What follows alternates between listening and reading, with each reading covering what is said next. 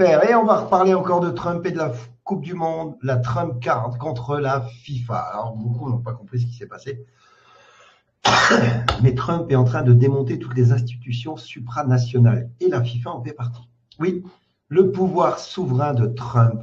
Trump a repris le pouvoir même sur la FIFA, où il a carrément fait annuler le 5 juillet 2026, au soir de la 8e de finale des États-Unis contre la Belgique, un événement sans précédent dans l'histoire du football mondial a été révélé au grand jour. Donald Trump, président des États-Unis, a personnellement décroché son téléphone pour appeler Gianni Infantino, président de la Fédération internationale de football et de Football Association, et exiger la révision du carton rouge infligé à l'attaquant américain Florian Balogun lors du tour précédent. Cette démarche n'est pas un simple coup de pression d'un chef d'État partisan.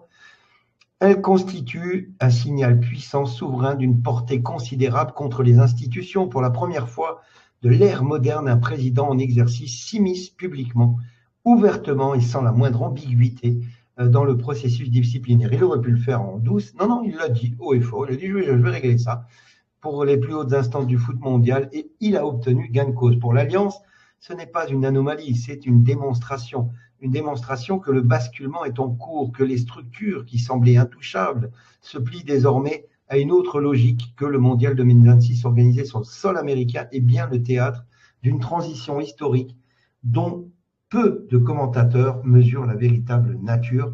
Oui, comme pour l'OTAN, comme pour l'OMS, comme pour l'ONU, Trump s'est amusé à les déstabiliser, à montrer à quel point ils étaient véreux, pourris. C'est ce qu'il a fait avec l'OTAN. Et il fait la même chose avec la FIFA, où il dit, les gars, moi je suis pas content, hop, tu m'enlèves le carton rouge. Alors ils n'ont pas enlevé le carton rouge, ils ont utilisé notre règle pour suspendre le carton rouge, bref, à titre, je sais pas quoi. Et Trump, en fait, il démontre là, il révèle le marais en disant, vous voyez, personne n'est intouchable. Personne n'est... Ces institutions sont tous achetables. Il suffit de mettre un peu la pression et ça marche. Donc ça prouve que, je viens de voir d'ailleurs que l'Argentine vient de gagner 3-2 alors qu'ils perdaient 2-0. Et comme par hasard, bon, bref, ils ont eu des faits de jeu qui ont fait qu'ils ont gagné, comme d'habitude. L'Argentine, il faut savoir que Infantino est argentin. Donc voilà, il expose la réalité aux gens. Il expose les faits. Il expose les structures.